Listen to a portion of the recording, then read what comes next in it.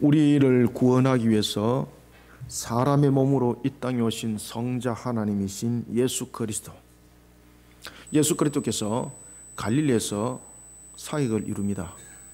그 공생의 중심이 갈릴리가 되는 것은 우리가 창세기에서 이미 공부를 해왔던 것처럼 창세기 49장의 납달리 지파를 향한 하나님의 예언의 성취였습니다. 이런 속에 갈릴리를 중심으로 공생애를 이루어 갈 때에 참으로 특이한 부분이 하나 발견이 됩니다. 그것은 뭔가 하면은 예수님께서 우리의 죄를 대속하기 위해서 이 땅에 성육신하여서 오신 것은 자신이 죄를 대속하는 값으로 드려짐인데, 오늘 본문에 보면은 그 공생의 과정 속에서 제자를 부른다는 사실입니다. 이 제자는 예수님의 대속의 값과 전혀 상관이 없는 것입니다. 그런데 성경에서 굉장히 중요하게 다루고 있습니다. 특히 예수님의 공생의 사역 속에서 세워진 12명의 제자, 특히 우리는 이들을 사도라고 부르는데, 이들이 굉장히 공생의 사역 속에서 중요한 요소로 등장합니다. 어떤 이유 때문일까요? 분명히 이들의 12제자들은 예수님께서 공생의 사역을 이루는 측면에서 대속의 값에 이들은 원인이 될 수 없는 부분입니다. 예수님께서 공생을 이루시면서 대속의 값으로서 우리의 죄를 대속하면 되는 것입니다. 그런데 그 공생을 할 때에 제자들과 늘 함께 동행을 하고 제자들을 불렀다는 사실입니다. 그리고 공생회를 이룰 때에 그 제자들을 부르심으로 본격적 공생회가 일어난다는 사실입니다. 무슨 이유 때문에 공생회를 이룰 때에 12제자들을 불렀을까요?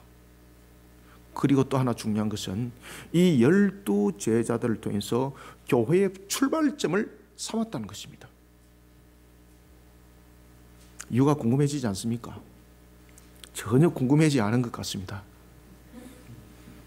우리는 궁금해야 합니다. 12제자를 사도로 부른 이유는 크게 세 가지 이유가 있습니다. 우리가 뭐 그전에도 성경 공부를 많이 해왔기 때문에, 그리고 교리 공부를 통해서도 정말로 입이 닳도록, 아마 여러분들의 귀가 닳아서 흐려질 정도로 제가 막 가르쳤을 겁니다. 그런데 우리는 신기하게도 그것을 잘 잊어버린다는 사실입니다. 그래서 지난주에 이야기했는데도 이번 주에 이야기하면 새롭게 들려지고, 1시간 전에 이야기했는데도 지금 이야기하면 또 은혜스럽고 참 감사한 것 같습니다. 우리가 12제자를 예수님께서 왜 세웠을까라는 것입니다. 제가 서두에 예수님께서 갈릴리 사역을 이룰 때에 그 중심을 이뤘던 것이 무엇을 성취하기 위함이라고 여러분들에게 방금 말씀드렸나요? 언약의 성취입니다. 언약의 성취. 아시겠습니까? 12사도를 세운 이유, 12제자를 세운 이유의 출발점은 바로 12이라는 언약의 성취와 깊은 관계를 가지고 있습니다. 특히 이제 히브리인들의 그 관점 속에서 7과 12은 언약과 긴밀한 관계를 가지고 있습니다. 아시겠습니까? 아브라함의 언약을 지키는 측면에서 야곱을 통해서 이스라엘이라 그 이름을 칭하게 하시고 12아들을 두고 12지파를 형성했습니다. 그 12이 무엇을 의미를 하겠습니까? 바로 창세기 3장 15절의 그 언약의 성취, 아브라함의 언약의 성취, 그 모든 언약의 성취에 그 내용들을 담고 있는 것입니다. 특히 12이라는 것은 우리가 신약과 구약의 모든 민족을 담고 있는 겁니다. 신약과 구약의 모든 시대를 담고 있는 것입니다. 아시겠습니까? 아니, 예수님이 오지 않았는데 그 시대는 어떻게 구원받아요? 그래서 로마서 2장이 그에 대해서 세 가지의 조건을 말하지 않습니까? 율법으로서 만약에 그들이 구원을 주장한다면 율법이 그들의 저울추가 될 것이고, 우리는 예수를 알지 못했습니다라고 말한다면 양심이 그들에게 저울추가 될 것이고, 예수 그리스도께서 오셔서 복음을 전할 때 복음은 바로 그 기준이 될 것이다. 그래서 바로 율법과 양심과 복음이 세 가지가 저울추가 되기 때문에 어떤 시대도, 구약과 신약의 어떤 시대도 이 세 가지에 해당되지 않은 시대는 없습니다. 그래서 이 12이라는 것은 이와 같이 모든 시대에 신약과 구원, 그리고 또한 구약뿐만 아니라 신약 시대에 이르기까지 모든 구원과 연결되어 있는 그 구원의 성취를 이루기 위해서 예수님께서 오셨다는 것이 바로 12제자를 세우는 장면이었습니다. 두 번째는 바로 정인으로서 역할들을 감당하기 위해서 12를 세웠던 것입니다. 12은 모든 민족을 말하고 있고 12은 모든 곳을 말하고 있습니다. 그러면 12를 세운 이유는 무엇인가? 왜 12명만 세웠는가? 더 많이 세우면 더 좋지 않던가? 그래서 12이 가지고 있는 의미가 있습니다. 그래서 뭔가 하면 모든 민족 가운데 정인을 삼았다는 겁니다. 아시겠습니까? 모든 민족 가운데 정인을 삼았다는 겁니다. 그래서 12를 뽑았던 것은 정인입니다. 정인. 모든 민족의 정인이라는 겁니다. 그 다음에 세 번째는 교회입니다. 세 번째는 구원받은 자로서 이 땅에 남기신 이유를 설명하고 있습니다. 예수님께서 십자가에서 우리의 죄를 대속하시고 우리를 구원에 이르게 하십니다. 그러면 구원이 조건이라면 예수 그리스도를 믿는 믿음 속에서 전부 다 천국으로 데려가면 되는 거잖아요. 그런데 남겨두셨습니다. 그 이유는 무엇인가? 그 이유가 무엇이겠습니까? 바로 이것은 교회로서의 역할입니다. 성자 하나님께서 이 땅에 오신 이유는 분명히 십자가에 달리시고 그리고 또한 우리의 죄를 대속하시면서 그리고 또한 십자가에서 죽으신 것만이 아니라 부활하셨습니다. 여기에 대해서 정인이 되면서 그 정인이 어떤 역할을 하는가? 교회로서의 역할을 하는 겁니다. 하나님께서 구원하시기로 예정한 자를 부르시는 값이 구원받은 자에게 사명으로 주어지는 겁니다. 그래서 우리는 그 값을 감당해야 됩니다. 알겠습니까?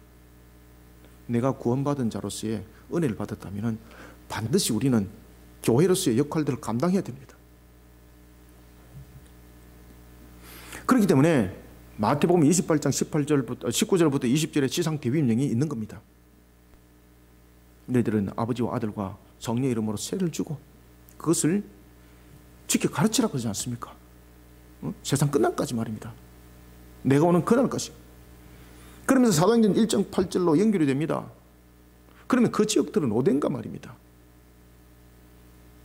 그래서 지역이라는 예루살렘의 복음화와 유대라는 나라와 민족의 복음화와 사마리아라는 소외된 계층이 이르기까지 그런가 하면 땅끝이라는 모든 민족의 하나님의 구원의 백성이 있으니 남겨진 자들은 교회로서의 12 모든 민족을 향해서 나가는 그런 사명자들이 되어라라는 것입니다.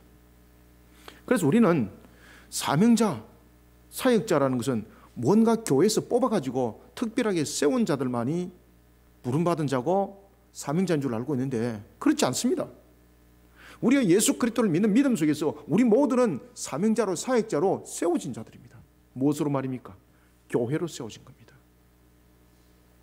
그래서 이 12 사도는 바로 유형 교회와 무형 교회 속에서 우리가 이것을 가시적 교회와 불가시적 교회로 우리 교회에서 배웠죠, 그죠? 네, 기억도 안 날 겁니다. 이 바로 12은 불가시적 교회로서의 세워짐인 것입니다. 무형 교회로서의 역할들이 바로 성도인 것입니다. 부르심 받은 자들의 역할들입니다. 그리고 그러한 역할 받은 자들이 모여 있는 곳이 바로 유형 교회, 가시적 교회 그 형태의 조직화된 교회를 말하고 있는 것입니다. 그래서 저와 여러분들은 모두가 다 사역자고 사명자입니다. 이 땅에 남겨진 이유가 반드시 있는 겁니다. 그런데 저는 주님께서 구원은 하셨는데 저를 사명자로 부르지 않았어요. 저는 그런 일을 할 수 없어요 라고 말하는 분들은 주님한테 다시 물어보시기 바랍니다. 주님께서 말씀하십니다. 내가 언제 너희한테 그런 말 했냐고. 이미 12제자를 불렀을 때는 그 속에 이미 대답이 다 있습니다.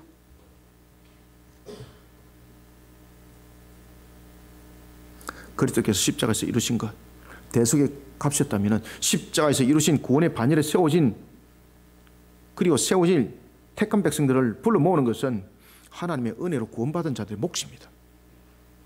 그래서 저와 여러분들은 처음 다 사명자로서 에클레시아 세워진 바로 불가지적 교회, 모형 교회입니다. 12제자가 사도로 세워진 것은 불가시적 교회로서 역할들을 감당해야 될 그리스도인이라 불리신 성도들의 역할을 바로 이와 같이 예표하고 있었습니다. 부름을 받은 자가 되시는 사랑하는 성도 여러분, 우리는 주님으로부터 부름받은 자들입니다. 하나님께서 택한 백성들을 불러 모으는 에클레시아 교회로서의 역할들을 감당해야 될 불가지적 교회로서 우리는 부름을 받았습니다. 그리고 우리는 이 땅에 남겨져 있습니다. 그러면은 우리는 무엇을 감당하는 자가 되어야 될까요? 교회 역할을 감당해야 되는 것입니다. 그러면 우리는 부름받은 자로서 교회로서 자신을 그러면 어떤 위치에 세워놔야 되는가? 우리는 자신을 어떤 자리에 세워놔서 부름받은 자로서 역할들을 감당해야 되겠는가? 우리 오늘 짧은 본문 18절부터 22절 짧은 본문을 통해서 우리가 세 가지 점으로 우리가 접목점을 한번 보도록 하겠습니다. 먼저 18절 한번 읽읍시다. 시작. 갈릴리 해변에 다니시다가 두 형제 곧 베드로라 하는 시몬과 그의 형제 안드레가 바다에 그물을 던지는 것을 보시니 그들은 어부라. 아멘. 오늘 본문에 보면은 예수님께서 제자를 삼는 일에 있어서 두 형제를 부릅니다. 그죠? 하나는 시몬 베드로와 안드레, 그 다음에 또 하나는 야고보와 요한. 이 둘 다 형제들이지 않습니까? 이때에 예수님께서 갈릴리 해변을 거니시다가 그들을 본 겁니다. 그리고 그들의 공통점은 첫 번째 갈릴리 출신들이었고, 두 번째 그들이 있는 위치가 어디였습니까? 해변가였습니다. 세 번째 무엇을 하고 있었습니까?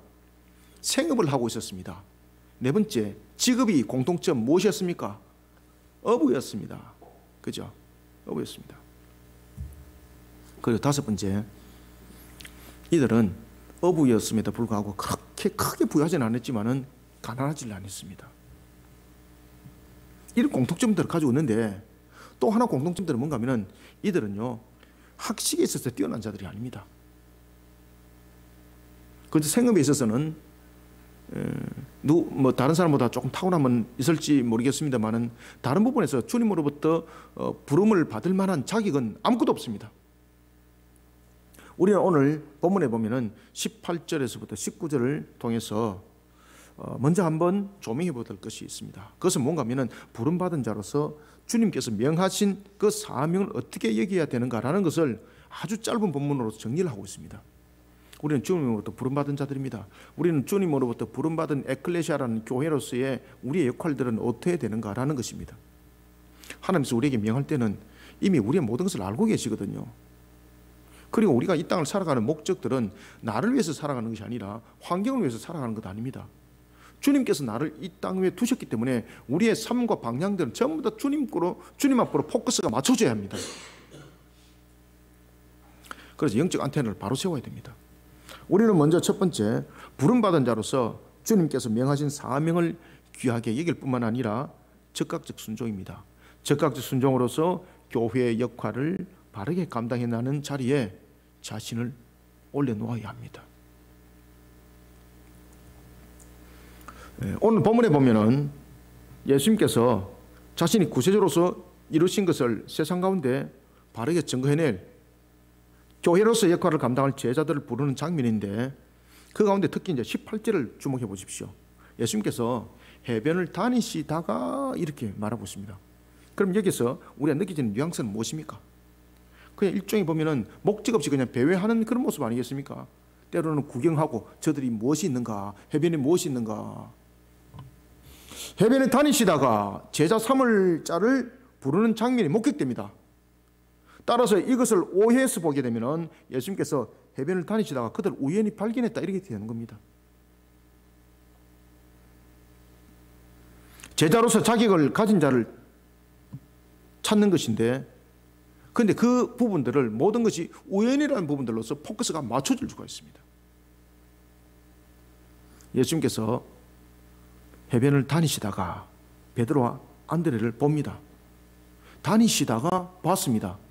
그러면 제자 선택이 적극적이었다고 볼 수 있는 거잖아요. 저놈들 쓰면 되겠네. 쓸만하네. 이거잖아요. 이렇게 오해할 수가 있습니다. 그런데 여기서 우리가 여러분 반드시 아셔야 될 것은 예수님은 성자 하나님이십니다. 18절에 보면은 보시니라는 것이 있습니다. 이 보시니라는 것은 신적 통찰력을 말하고 있습니다. 그러면 보시니라는 것은 안드레와 베드로에 대한 부분에 대해서 그들의 품성과 그들의 가치에 대한 부분들을 보시니라는 것은 이미 다 깨뜨리고 있는 것이죠. 그러면 여러분 신적 통찰력으로 그들의 성품과 자질을 이미 다 보고 계시는데, 만약에 이 신적 통찰력으로 제자들을 뽑을 수 있는 자격의 기준을 만약에 선택했다면 이들은요 제자의 제목으로 될 수 없습니다. 지금 예수님께서 다니시니, 해변에 다니시니, 그리고 보시니라는 것은 신적 통찰력 수준마다 보는 것이거든요. 만약에 그들의 모습 속에 제자들의 능력이라는 관점으로 봤다면 그들을 제자로 안 뽑습니다. 전부 다 함량 미달입니다. 갈릴리 사람들 뽑으면 안 됩니다. 예수님께서 정말로 함량의 부분들로서 말한다면 제자를 뽑을 자는 어디로 가야 되겠습니까? 예루살렘으로 가야죠. 예루살렘은 성전이 있는 곳이고, 그 예루살렘에 박식한 자들이 그곳에 대부분 다 거기 있잖아요. 그죠? 제사장, 대제사장도 거기 있고, 공회원들도 거기 있고, 얼마나 그들이 율법에 능통한 자들입니까? 탁월한 자들이 있잖아요. 성경을 그냥 달달, 오경을 그냥 달달 다 외우는 자들이지 않습니까? 정말로 자격으로 뽑는다면 갈릴리에서 제자 찾으면 안 되는 거잖아요. 그래서 여러분들 여기서 주안점을 잘 찾으셔야 되는 거예요, 여러분들요. 왜 예수님께서 12사도들을 갈릴리에서 중심으로 그들을 세웠는가라는 것입니다. 바로 창세기 49장에 납달리 지파를 통한 예언의 성취인 것이고, 그 다음에 이 보시고라는 것은 그들의 자격을 보는 것이 아닙니다. 그들은 사내들인 공회원도 아닙니다. 율법에 능통한 자들도 아닙니다. 귀족도 아닙니다. 그렇다고 해서 사람들에게 영향력을 끼칠 만한 유명한 자는 더더욱 아닙니다. 그러면 제자로서 예수님의 보필을 할 수 있는, 또는 사명을 감당할 수 있는 그런 것으로 쓰임받을 수 있는 아무런 가치 요건이 없습니다, 여러분들요. 쉽게 말하면 뽑으면 안 되는 사람들입니다. 그래도 안드레는 성격이 좀 괜찮은데 베드로는 성격도 못됐잖아요. 마이너스 100점 아닙니까? 뽑으면 안 되지 않습니까? 이미 다 알고 계시는데, 신적 통찰력으로. 예수님께서 그들을 부르신 것은 그들의 능력과 자격을 보고 부르신 것이 아닙니다. 하나님께서 이들을 교회로 쓰임받을 수 있도록 선택했다는 겁니다. 아시겠습니까? 비록 비천한 자라 할지라도 왜 갈릴리에서 그들을 불렀는가라는 것입니다. 그들은 율법에 능통한 자들도 아니었습니다. 유명한 자들도 아니었습니다. 귀족도 아니었습니다. 사내들인 공인도 아니었습니다.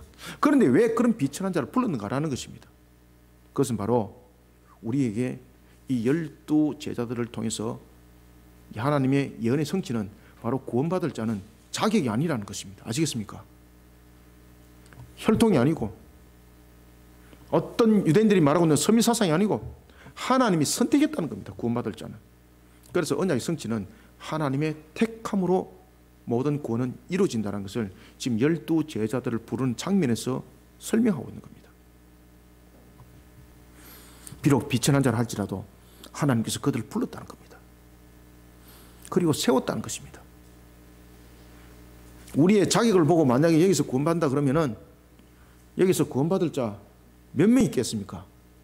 저부터 구원받지 못합니다. 몰라 성진이는 구원받을 수 있을런가 모르겠습니다. 다 우리 함량 미달입니다. 전부 다 구원 못 받습니다, 여러분들. 그런데 주님께서 선택하셨습니다. 얼마나 감사합니까? 그렇죠? 이것을 12 제자의 선택을 통해서 우리에게 설명해 주고 있는 겁니다. 비록 비천한 자라 할지라도 하나님께서 그를 부르시고 그리고 세우시면 하나님의 뜻을 펼쳐나갈 중요한 사도가 된다는 겁니다. 나를 따라오라. 그죠? 나를 따라오라. 예수님께서 보시고 나를 따라오라. 주님으로부터 부름받은 자의 축복은 그 말씀에 즉각 순종하는 것으로 일어납니다. 나를 따라오라. 자기의 상황을 살피고 계산해보고 따져보고 실리가 있을 때 따르는 순종이 아닙니다. 그래 대체로 보면은 은혜를 많이 이렇게 체험하시는 분들이 보면은 주로 따지고 이런 분들이 대체로 은혜를 잘 못 받아요. 성격은 까칠한데 또 순종을 잘 하시는 분들이 은혜를 잘 받습니다. 여러분 아시겠습니까?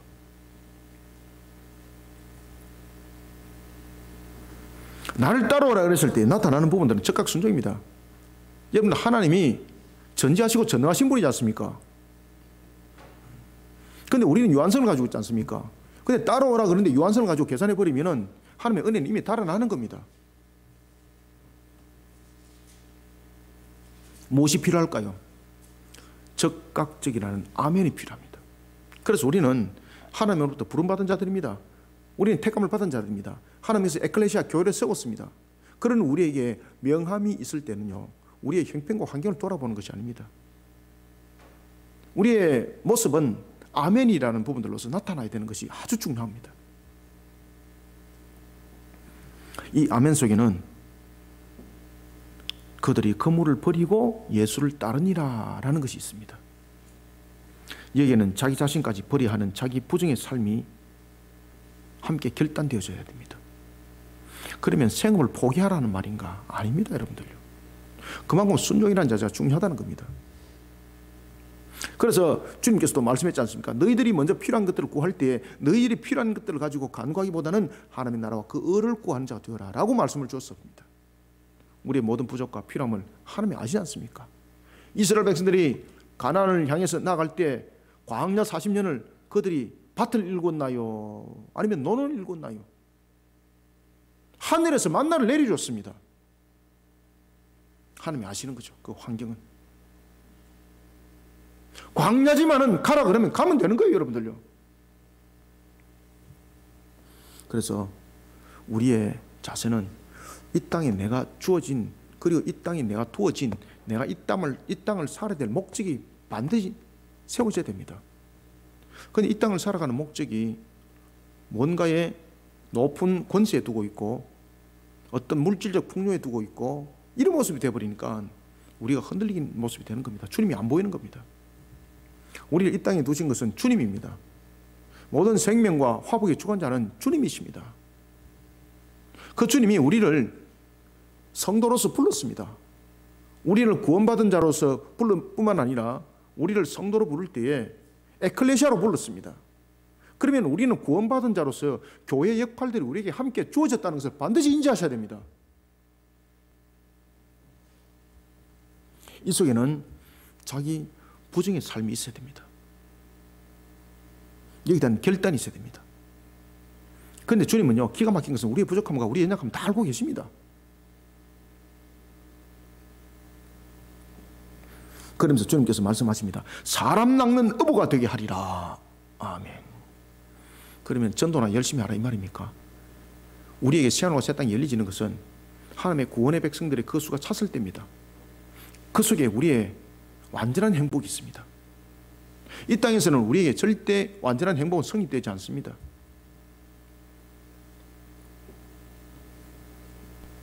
아리스토텔레스는 행복을 영혼의 활동이라고 말하기도 하는데 그렇지 않습니다. 행복이라는 것은 이 땅에서 완전함으로 성립되지 않습니다.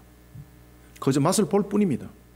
우리의 완전한 행복은 바로 새하늘과 새 땅에 있습니다. 우리는 그런 완전한 행복을 향해서 우리는 달려감이 되는 겁니다. 그 속에 자기 부정의 삶의 결단이 있어야 됩니다. 사람 낚는 어부가 되게 하리라. 주님으로부터 교회로 세움받고 특별히 사명으로 부름받은 자는 제자로 부름받은 것에 대해 자신의 부족을 염려할 이유가 없습니다. 주님께서 부르신 것은 하나님의 주권에 의해서 이루어집니다. 그리고 부르신 주님은 전지하시고 전능하시다는 것을 잊지 마시길 바랍니다. 부름에 대해서 계산하고 판단이 아니라 아멘이 교회의 역할입니다. 즉각적 순종입니다. 교회의 역할을 감당하는 사명자, 그리고 그리스도인이 되어야 됩니다. 18절, 19절 두 절 읽습니다. 시작. 갈릴리 해변에 다니시다가 두 형제 곧 베드로라는 시몬과 그의 형제 안드레가 바다에 그물 던지는 것을 보시니 그들은 어부라 말씀하시되 나를 따라오라 내가 너희를 사람 낚는 어부가 되게 하리라 하시니 아멘. 부름받은 자의 사명은 세상에서 주어지는 그런 직업과 비교될 수 없습니다. 비교할 수도 없지만은 비교되어서도 안 됩니다. 왜 그런가 하면은 가치로 따질 수가 없고 가치 자체로 평가한다는 것이 불가능하기 때문입니다. 고린도전서 7장 24절은 이렇게 증거합니다. 형제들아 너희는 각각 부르심을 받은 그대로 하나님과 함께 거하라. 아멘. 하나님으로부터 부름을 받았음에도 불구하고 그 부름을 거절하는 자는 잠언 1장 28절에서 증거합니다. 그때에 너희가 나를 부르리라. 그래도 내가 답하지 아니하겠고 부지런히 나를 찾으리라. 그래도 나를 만나지 못하리니. 아멘. 주님 응답하지 않습니다. 이 말은 무슨 말입니까?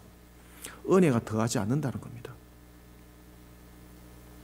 사랑하는 성도 여러분, 부름받은 자로서 하나님께서 명하신 사명을 귀하게 여기는 자가 되어야 합니다. 즉각적 순종으로 교회의 역할을 바르게 감당해내는 자리에 자신을 올려놓으시는 복된 자들이 되시기를 소원합니다. 두 번째는 20절을 한번 읽습니다. 시작. 그들이 곧 그물을 버려두고 예수를 따르니라. 아멘. 자, 여기서 여러분 주목을 할 것은 그들이 그물을 버려뒀다는 것은 생업을 지금 던져버렸다는 이야기잖아요. 그리고 예수를 따르니라. 이것을 세상적 관점으로 보면 이렇게 말할 수 있습니다. 예수 따르면 돈이 생기냐, 먹을 것이 생기냐, 집이 생기냐, 뭐가 생기냐, 지금 이렇게 되는 거지 않습니까? 다시 말하면 왜 그런 어리석은 짓 하느냐 이 말입니다. 앞에도 제가 말씀드렸던 것처럼 우리는 이 땅을 살아가는 목적이 분명해야 됩니다. 창조주 하나님께서 우리에게 허락하신 시대, 그리고 그 위에 세워진 우리, 그리고 물질은 무엇인가라는 부분에서 명확해야 됩니다. 분별력이. 물질은 무엇인가 하면요, 이것은 우리의 만족을 채워주는 조건이 절대 못 됩니다. 그런데 사람들은 이 물질관을 만족을 채우는 조건에 포커스를 맞추고 있습니다. 그러니까 늘 문제가 생기는 겁니다. 주님은요, 물질을 우리에게 허락하실 때에 만족의 조건을 준 것이 아닙니다. 사용하는 도구로 준 겁니다. 그런데 이것을 만족의 조건으로 만들어버리니까 만몬주의라는 우상 숭배가 만들어지는 거예요, 여러분들요. 물질 우선주의가 만들어지는 거예요. 물질은 뭔가 하면요, 하나님께서 우리에게 서시라고 주신 수단입니다. 도구입니다, 도구. 이거는 절대 우리를 만족을 시키지 못합니다. 우리는 20절을 통해서 두 번째, 주님으로부터 부름받은 자는 반드시 기억하시길 바랍니다. 창세기 보면은 하나님께서 생육 번성 충만하며 축복을 하실 때에 나무들을 창조하시고 그 나무들이 생육 번성 충만할 때에 그 나무에다가 탁 하나를 두는 것이 있습니다. 무엇을 뒀습니까? 씨를 두죠, 씨를. 그죠? 그래서 생육 번성 충만함을 축복을 말씀하실 때 씨 가진 열매를 가진 나무 이렇게 말합니다. 우리는 두 번째로 주님으로부터 부름받은 자는 씨 가진 열매가 되어야 됩니다. 씨 가진 열매는 생명을 낳는 겁니다. 그죠? 주님으로부터 부름을 받은 자는 씨 가진 열매로서 하나님의 은혜를 세상 가운데 흘려보내는 에클레시아, 교회의 역할을 바르게 감당해내는 자리에 자신을 올려놓아야 됩니다. 그래서 우리는 이 땅을 살아갈 때에 우리의 모습들을 조목조목 잘 살펴보셔야 됩니다. 그럴 때 내 삶이 얼마큼 가치 있는지를 알게 되고요. 주님께서 세상적 측면을 볼 때 내가 부족함도 많고 연약함도 많고 세상 사람들이 볼 때 아무것도 아니지만 나를 그리스도인으로 불렀다, 나를 불가시 교회 에클레시아로 불렀다, 아주 중요하다는 사실입니다. 이때 하나님께서는 나에게 씨 가진 열매가 되게 하셨습니다. 씨 가진 열매가 되지 못하면 생명 본성 충만하면 일어나지 않습니다. 에클레시아로서 가치가 없는 거죠. 에클레시아에는 합성어입니다. 에클레시아, 그죠? 에크, 밖에서 불러들이는 거예요, 여러분들요. 씨 가진 열매로서 할 수 있는 역할이에요, 이게. 예수님의 부름에 대해 안드레와 베드로의 반응은 두 가지로 나타납니다. 첫 번째는 어떻게 나타났습니까? 거물을 버려두고입니다. 생업이 어부인 그들이 거물을 버렸다는 것은 조금도 머뭇거림이 지참이 없다는 것을 말하고 있습니다. 그들의 행동은 충동에 지금 따른 것이 아닙니다. 거물을 버려둔 것이 충동이라고 보시면 안 됩니다. 거물을 버려두고는 의적 결단을 나타내고 있고, 그리고 서임받는다는 데 대해서 망설이지 않았다는 것입니다. 이 속에는 무엇이 역사했겠습니까? 성령의 역사입니다. 성령의 역사. 그 다음에 두 번째는 누구를 따릅니까? 세상을 따랐나요? 예수를 따랐나요? 예수를 따랐다는 겁니다. 예수를. 세상에 속한 가치관보다 더 값진 것을 지금 선택했다는 겁니다. 사람을 낚는 어부가 되게 하리라 라는 말씀에 대해 거물을 버린 것, 예수를 따른 것은 매우 결단력 있는 모습입니다. 그런데 이런 반응 가운데 증거되고 있는 것이 바로 뭔가 하면 성령의 역사인 하나님의 일하심입니다. 하나님께서 그들에게 은혜를 베풀어 주시니 가치관이 달라지더라는 것입니다. 가치관이 달라지더라. 저도 하나님께서 저를 이렇게 불렀기 때문에 제 가치관이 달라졌습니다. 과거에는 세상 사람들이 만나는 것이 99.9%라면 지금은 거의 신앙 안에서 모든 것들을 다 이루지 않습니까?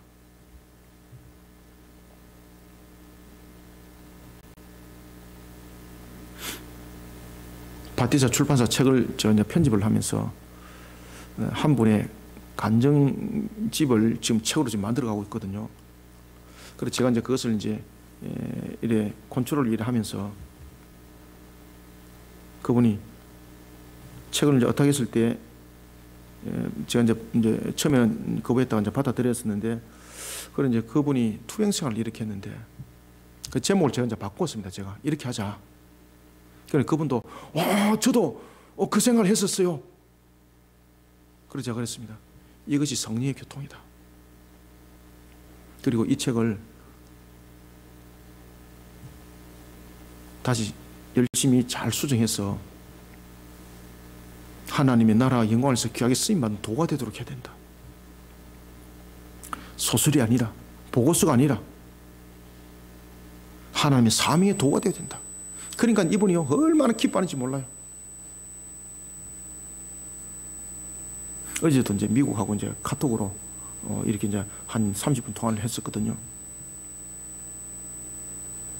참으로 우리에게 중요한 것은 누구를 따르냐가 참으로 중요한 것 같습니다.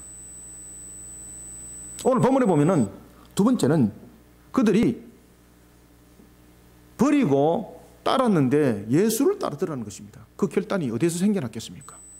하나님께서 은혜를 베푸셔서 가치관이 무엇이 진정한 가치관인지 보게 하는 거예요.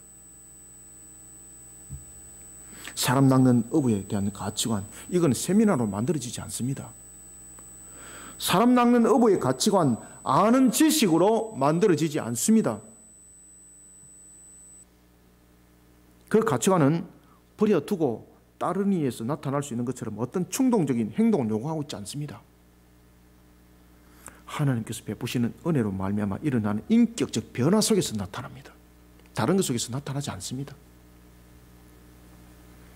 인격적 변화 가운데 자신이 이 땅에 존재해야 하는 진정한 이유를 알게 되는 겁니다.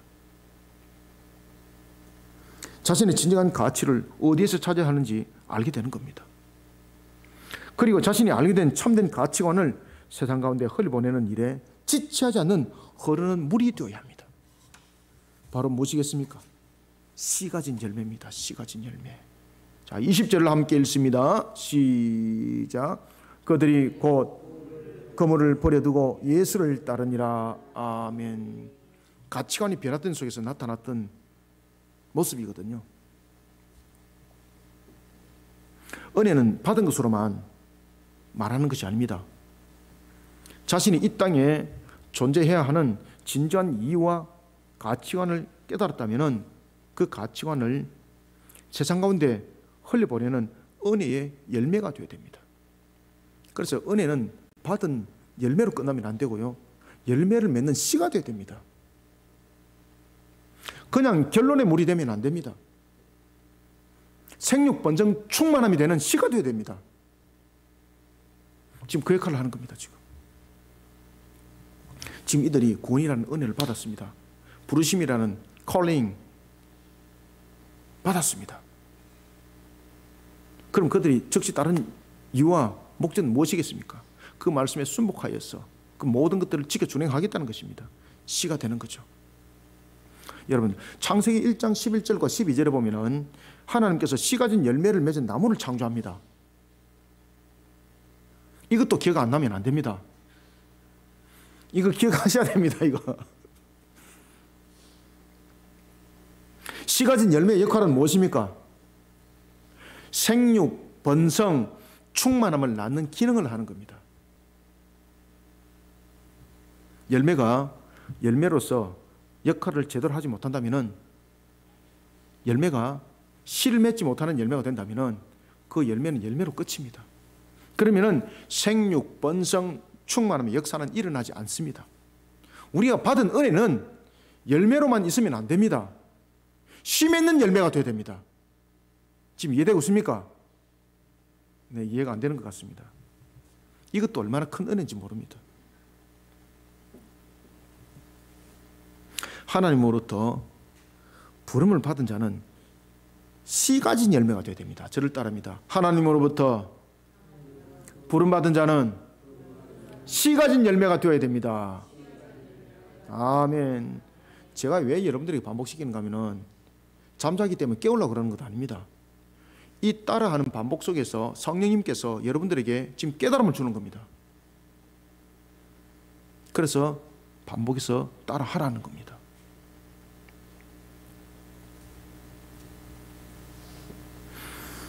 하나님으로부터 받은 구원의 은혜를 세상 가운데 널리서 증거해내는 씨 가진 열매가 되어야 됩니다. 그냥 자기만 맛있게 먹고 배부른 열매는 그 다음은 없습니다. 그거는 교회의 역할이 아닙니다. 그건 에클레시아가 아닙니다. 에클레시아는 씨 가진 열매가 되어야 됩니다. 아시겠습니까? 씨 가진 열매만이 생육, 번성, 충만함을 이룰 수 있습니다. 바로 제자의 역할은 바로 그런 것입니다. 교회의 역할은 바로 그런 것입니다. 가치관은 우리에게 세상적 측면에서는 이런 가치관이 안 만들어집니다. 그래서 그들이 건물을 버리고 가는 이유입니다. 성령께서 그들을 교회로서 새롭게 가치관을 만들어버리니까 씨 가진 열매가 된 것입니다. 주님으로부터 부름을 받은 자는 하나님의 은혜를 세상 가운데 흘려보내는 교회의 역할을 감당하는 그런 자리에 서야 합니다. 씨 가진 은혜의 열매로 말입니다. 씨 가진 은혜의 열매로서 자신의 역할을 바르게 감당해내야만 합니다. 생육, 번성, 충만의 역사가 그 역사를 일으키기 위해 받은 구원의 은혜를 세상 가운데 흘려보내야 합니다. 요한계시록 6장 11절이 증거하고 있습니다. 그 수가 차기까지 의 사역을 우리는 씨 가진 열매로서 감당해야 됩니다. 결단 있는 헌신의 자세로서 하나님의 은혜를 세상 가운데 흘려보내는 씨 가진 열매로서의 교회의 역할을 바르게 감당해 나가는 자리에 자신을 올려놓으시길 바랍니다. 세 번째는 우리가 21절 한번 읽읍시다. 시작. 거기서 더 가시다가 다른 두 형제 곧 세베대의 아들 야고보와 그의 형제 요한이 그의 아버지 세베대와 함께 배에서 그물 깁는 것을 보시고 부르시니 아멘. 자, 여러분들 여기서 이제 좀 특이한 부분들이 있죠. 베드로는 안드레와 형제잖아요. 근데 그의 아버지 이름이 등장합니까? 등장하지 않습니까? 등장 안 합니다. 근데 야고보와 요한은 그의 아버지 이름이 등장하나요? 등장 안 하나요? 등장합니다. 아버지 이름이 무엇입니까? 세베대. 어머니 이름도 등장합니다. 어머니가 누굴까요? 살로메. 아시겠습니까? 오늘 이 본문을 잘 주시하셔야 됩니다. 지금 이들이 배를 떠났습니다. 성경에 보면 아버지를 떠났다 그랬습니다. 그럼 이거요, 불효자잖아요. 근데 성경은 보면 아버지를 부모를 공경하라 그랬지 않습니까? 그죠? 근데 여기서 보면은, 야, 그러면 주의 일을 감당하면서는 그러면 형제지간도 다 버려야 되고 집안도 떠나야 되나? 이단들이 다 그런 이야기를 하지 않습니까? 그래서 집을 떠나게 만들고 집단단을 이루고 있는데, 이 본문은 그 이야기를 하고 있는 것이 아닙니다. 기가 막힌 것은 이들이 떠나는 것은 무엇을 말하고 있는가라는 것입니다. 바로 교회로서 헌신과 희생이 필요하다는 겁니다. 그런데 이 헌신과 희생으로 끝나는 것이 아니라 하나님께서 그 온 가정을 복음의 가정으로 묶어버려요. 그래서 나타나는 그 어머니 이름이 살로메인데, 살로메는 주님이 죽음의 현장을 끝까지 갑니다. 예루살렘을 동행하잖아요. 그리고 예수님의 장사를 위해서 기름을 직접 마련합니다. 그 살로메가 하나님의 기억에 새겨져 있었습니다. 그리고 이 책에 기록을 하는 겁니다. 아버지 세베대 이름도 기록을 하는 겁니다. 지금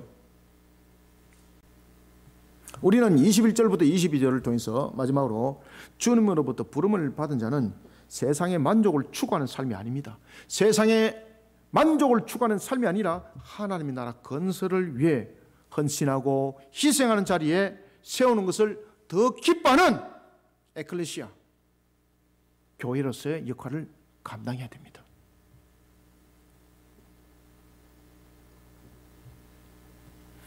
한 30년 전입니까? 제 기억에 아직도 잊어버리지 않습니다. 사람들이 저만 보면은 이렇게 말했습니다. 저 사람 예수에 미친 사람이라고. 예수에 미친 사람이라고. 왜냐하면 제 차 뒤에 트렁크에 큰 전도용품을 제가 가득 실어 댕겼거든요. 제가 이제 개인적으로 이제 전도용품을 사서 제작하고, 그리고 이제 제가 이제 초등학교 운동장을 1년을 그냥 제가 다 빌려버렸습니다. 제가. 왜냐하면 전도하려고, 제가 전도하려고.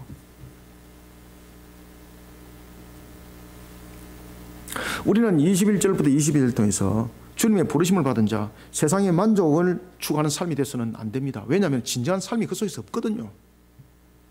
지금 이 속에서 세상의 만족을 추구하는 삶을 살지 말라는 것은 삶을 진정한 가치를 포기하고 그냥 네가 종교 행위만 해, 이게 아닙니다. 여러분들요, 우리의 진정한 가치관들이 바로 세워지는 속에서 진짜 참 행복을 찾아서 우리는 가야 됩니다.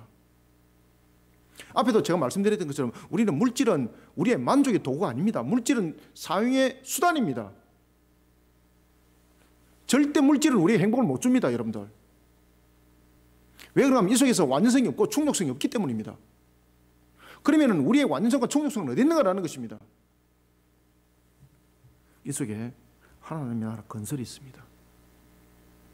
제가요, 과거에 정말로 복음을 전하는데 제가 길거리에 앉아가지고 성경 가르치고 그랬었거든요. 제가 지금도 머리에 생생합니다. 시장에 이제 난전에서 장사를 하고 계시는 분들이 있습니다. 그래서 제가 이제 같이 팔아주면서 제가 이제 성경 펴가지고 읽어드리고, 또 이렇게 콩나물이 남으면 제가 이제 다 사가고. 왜 그러냐면 제가 이제 또 이제 성경 가르치는 속에서 콩나물을 못 팔잖아요. 그럼 제가 이제 그거 다 사가는 거예요. 제가 이제. 그러면서 제가 복음을 전하고 그랬었습니다. 그런 어느 날 무당이요, 제가 이제 그 이제 시장에 이제 전도를 늘 하러 다니니까 무당이 술이 취해가지고, 제가 이제 저를 알잖아요. 그때 여름이었습니다. 저를 막 비꼬는 거예요. 저를 막 조롱을 하는 거예요. 술도 한잔 대고.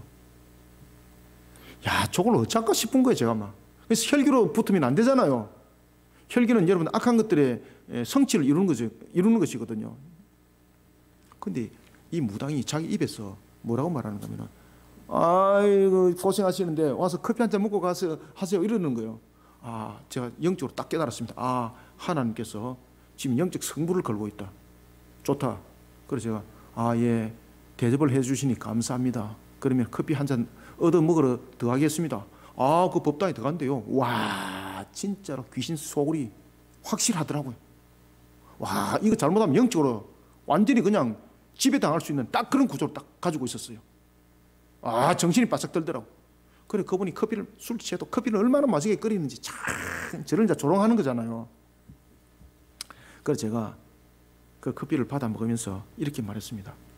제가 예수 믿는 사람으로서 이 대접에 대해서 제가 축복 기도를 해드리겠습니다. 예수 믿는 사람들이 그냥 먹질 않는 것 아시지 않습니까? 그러니까 마음대로 하세요 이러더라고, 조롱하면서.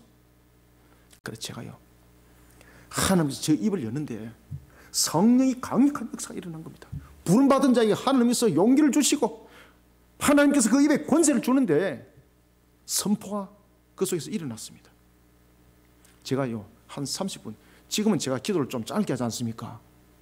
옛날에는 제가 기도를 너무 길게 가지고 국밥이 들어왔는데 교인들이 국밥이 다 식어가지고 목사님 다음부터는 좀 국밥 오기 전에 좀 기도해 주시면 감사하겠습니다. 국밥이 다 식어갖고 맛이 없습니다. 저 증인들이 저기 다 앉아 계십니다 지금. 제가 옛날에는 진짜 딱 마음 잡고 기도하면 딱 한 자리에 앉아가지고 몇 시간씩 그냥 기도해 버리거든요. 이 무당이 그런 저희 본질을 모르고 있었던 겁니다. 내가 얼마큼 찔긴 자인지 모르고 있었던 겁니다. 그래서 제가 커피를 딱 받아놓고 제가 이제 시계를 딱 봤었거든요. 진짜 한 30-40분 한 것 같아요. 그런데 그 속에서 입이 열리는데 와, 진짜 성령이 저를 덮어버린 거예요. 이제 선포의 기도가 되는 거예요. 대적 기도가 되는 거예요. 이때 놀랄 일들이 일어납니다. 이 무당이요, 뒹굴고 난리가 나는 거예요. 막 뒹굴면서 막 울고만 난리가 나는 거예요. 그러는데 제가 기도를 딱 마쳤을 때 이 무당이 일어나서 웁니다. 그러면서 제보고 이런 이야기를 합니다. 자기 형님이 목사라고 그러더라고요. 그래서 저를 그렇게 조롱했던 거죠. 그냥 성령께서 강하게 그걸 쳐버린 거예요. 그리고 난 뒤에 그 다음 주에 제가 다시 한 번 더 그 속에 확인 사살을 하려고 그 자리에 갔는데 그 자리가 있을까요, 없을까요? 사라져버리고 없어져 버렸습니다. 그때 정인이 있었습니다. 저를 따라다니는 권사님이 계셨거든요.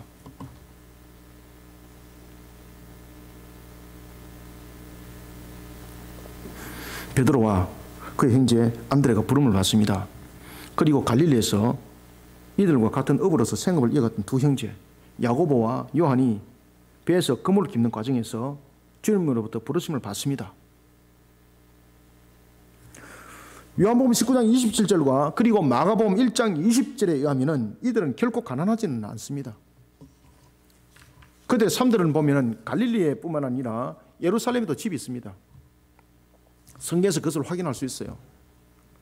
또한 품꾼들을 두고 있습니다. 이렇게 볼 때 물질에 대해서 크게 어려움이 없는 가정이었습니다. 어느 정도 여유가 있는 가정이었습니다.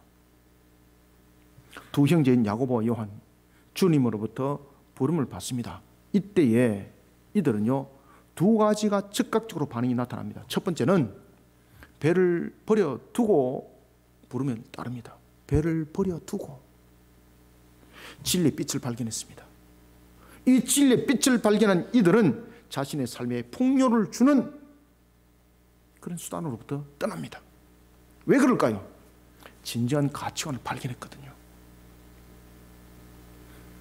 제가 그때에 복음을 전할 때에 왜 제가 그런 짓을 했겠습니까? 세상 사람들이 저를 보고 예수에 미쳤다고 말했습니다. 그들은 진정한 가치를 보지 못했던 거죠. 그런데 저는 진정한 가치를 본 거죠. 성령께서 저를 그렇게 만들었던 거예요. 그러면서 제 삶이 완전히 다 바뀌어집니다. 그래서 제가 제 혼자 전도하다가 심심하면은 여름에 이제 핸드폰으로 전화 걸어가지고 우리 이제 아들 재현이 사모님하고 같이 데리고 놀아 그래가지고 아이스크림 하나 사주고 시장바다에서 같이 복음 전하고 그랬었습니다. 우리 애들은 기억하려는 건 모르겠습니다만 그렇게 했었습니다. 그러니까 저희 사모님이 되게 더운 날은 부르지 말라고 너무 힘들다고. 그러면 저는 시장에서 혼자 전도하다가 되게 덥잖아요. 그러면은 또 힘내야 될 동지가 있어야 되는 것 아니겠습니까? 그러면 집에 전화 걸어가지고 빨리 놀라고. 전도 마치고 나면 내가 맛있는 거 사줄 테니까 빨리 놀라고. 참 그렇게 저희들은 전도하고 그렇게 달려왔었습니다. 지금도 생각해 보면은 참 그 가치관을 만들어주신 하나님께 감사하다 저는 생각할 뿐입니다. 제가 부교육자 시절 때에 사례가 워낙 잦다 보니까 아이들 데리고 어디 놀러 갈 수가 없었습니다. 휴가는 받았는데 갈 데가 없었던 것입니다. 지금도 기억납니다. 아이들 보고 전도 여행 떠나자 그러니까 아이들이 막 여행 간다는 이 말에 얼마나 기뻤던지 우리 딸과 지금 저 뒤에서 이제 하고 있는데 제가 얼마나 미안하던지. 그래서 제가 챙긴 것은 바나, 코펠, 배낭에다가 바나 코펠, 그 다음에 라면을 샀습니다. 왜냐하면 그것밖에 살 돈이 없었으니까. 그리고 제가 이렇게 말했습니다. 지금부터 걸어간다. 그러면서 저희들이 전도 여행을 떠납니다. 걸어서 갑니다. 언제 차 타고 가요? 걸어간다. 이것이 여행이다. 처음에는 아이들이 그 여름의 햇빛에 얼마나 힘들었는지 그 나중에 가면서 우리 재현이 지금도 기억합니다. 가지를 꺾어가지고 걸어가면서 노래 부르고 찬양하고 해변가에서 앉아가지고 우리 라면 끓여 먹고 그러면서 제가 이제 아는 목사님들 교회에서 그 교회에서 자는 겁니다. 가면서 밤송에서 자고 그리고 그러면서 이제 저 동해 쪽으로 가면서 잡니다. 그렇게 전도 여행을 떠났던 적이 있습니다. 참 그때도 오직 단 한 가지밖에 없었습니다. 오직 진리 앞에 서는 것밖에. 세상은 나에게 풍요를 주지 못했지만은 하나님 나에게 풍요를 줬습니다. 그것이 바로 영적 풍요였습니다. 진리가 무엇인지를 알았던 거죠. 그 속에 무엇이 진정한 가치가 있는지를 알았던 거죠. 그래서 전도 여행을 떠났던 겁니다. 그때 하나님께서 기가 막히게 사람들을 이제 만나게 해주세요. 지금도 잊어버리지 않습니다. 그분이 권사님인데 농장과 배 농사를 했었습니다. 그 과정도 저희들이 이제 신방을 하게 됐던 그러면서 그 과정을 또 알게 됐던 그런 과정들 참 주마등처럼 스쳐 지나갑니다. 야고보와 요한 그렇게 떠났습니다. 분명히 야고보와 요한은 자신의 아버지와 같이 배에서 일을 했다고 했습니다. 그러면 장차 이들은 유업을 이어받을 것은 바로 업이었습니다. 세상적 측면에서 근심과 염려 없이 살 수 있는 그 수단이 이미 있었습니다. 그런데 그것을 떠나는 겁니다. 아시겠습니까? 진정한 가치관을 발견했거든요. 그 배로부터 떠났다는 것은 세상에서 얻을 수 있는 유업보다도 진리의 빛을 따르는 것을 더 가치 있게 봤다는 것입니다. 두 번째는 아버지로부터 떠났습니다. 아버지로부터 떠나 부름을 따릅니다. 아버지를 떠난다는 것은 주님의 부르심으로 인해서 가족관계가 정리됐다는 것을 말하는 것이 아닙니다. 진리의 빛을 증하는 교회로서의 에클레시아로서의 역할에는 헌신과 희생이 따른다는 것을 보여주고 있습니다. 그러나 그 헌신과 희생은 더 큰 은혜를 만들어갑니다. 야고보와 요한의 어머니 살로메는 마가복음 15장 40절 이하와 16장 1절에 보면은 예수님을 끝까지 따라갔던 여인 중에 한 사람이었습니다. 예수님의 장사를 위해서 향품을 준비했던 헌신된 여인이었습니다. 하나님께서 야고보와 요한의 가정에 영적 풍요를 일으켰던 것을 우리는 볼 수 있습니다. 온 가족이 하나님 나라 건설을 위해서 쓰임받는 사미의 가정이 된 복된 가정이 된 겁니다. 21절 22절 두 절 읽습니다. 시작. 거기서 더 가시다가 다른 두 형제 곧 세베대의 아들 야고보와 그의 형제 요한이 그의 아버지 세베대와 함께 배에서 그물 깁는 것을 보시고 부르시니 그들이 곧 배와 아버지를 버려두고 예수를 따르니라. 아멘. 세상의 물질은 어떤 모습으로도 우리에게 만족을 주지 못합니다. 물질은 만족을 위해 존재하는 것이 아니기 때문입니다. 성경을 어디든지 찾아보십시오. 물질은 우리에게 충족성 속에서 주어진 것이 아닙니다. 물질은 우리에게 수단으로 준 것입니다. 그런데 우리는 이 물질 쪽에서 자꾸 만족을 찾으려고 합니다. 그러다 보니까 물질 우상주의가 만들어지는 겁니다. 물질 우상숭배 거기서 만들어지는 겁니다. 우리의 잘못된 사고관들이 거기서 성립되는 겁니다. 물질은 만족을 위해서 존재한 것 아닙니다. 하나님께서 물질을 허락하신 것은 사용하는 측면에 있는 것이지 만족을 주기 위한 조건이 아닙니다. 물질에 눈이 어두워진 자들에게 나타나는 모습이 무엇입니까? 그래서 여러분들 지금 대장동 사건 지금 이 문제 여전히 온 나라를 지금 흔들고 있는 것 아니겠습니까? 사기치고 도둑질하고 탐욕에 빠지고 심지어 살인까지 유발시키는 재물은 하나님의 영광을 위해 사용되어야 될 도구일 뿐입니다. 누가복음 12장 13절부터 21절 보십시오. 자기를 위하여 재물을 쌓아두고 하나님에 대해서 부여하지 못한 자는 어리석다고 했습니다. 그 어리석은 자의 영혼은 한날 밤에 거둬질 것이라고 말하고 있습니다. 그래서 누가복음 16장입니까? 부자와 거지 나사로에 대한 내용이 등장하지 않습니까? 물질은 우리에게 만족의 조건이 아닙니다. 물질은 수단입니다. 사용해지는 겁니다. 주님으로부터 부름을 받은 자는 세상의 만족을 추구하는 삶이 아니라 하나님 나라 건설 위해 헌신하고 희생하는 자리에 세워지는 것을 더 기뻐하는 교회로서, 에클레시아로서 역할을 충성스럽게 감당해야 됩니다. 이런 복 있는 자리에 저와 여러분들이 모두 세워지기를 소원합니다. 말씀을 전합니다. 말씀을 맺읍시다. 우리는 모두 부름받은 불가시적 교회입니다. 하나님의 전적인 은혜로 천국 백성이 되었습니다. 예수 그리스도를 구세주로 믿는 믿음 가운데 우리를 세우신 하나님께서 이 땅에 우리를 두신 목적이 있습니다. 예수님께서 12제자를 부르셨던 것처럼 우리를 이 땅에 두신 하나님의 뜻을 바르게 안다는 것이 얼마나 중요한지 모릅니다. 우리는 주님의 피값으로 세워진 부름받은 자로서의 에클레시아 교회입니다. 부름받은 자로서 우리는 교회의 역할을 바르게 행해 나가야 합니다. 영적으로 악함이 판을 치고 있는 세상 가운데 교회의 역할을 온전히 감당하지 못한다면 주님으로부터 징책을 받습니다. 한국 교회는 이태원 사건에 대해서 책임을 통감해야 됩니다.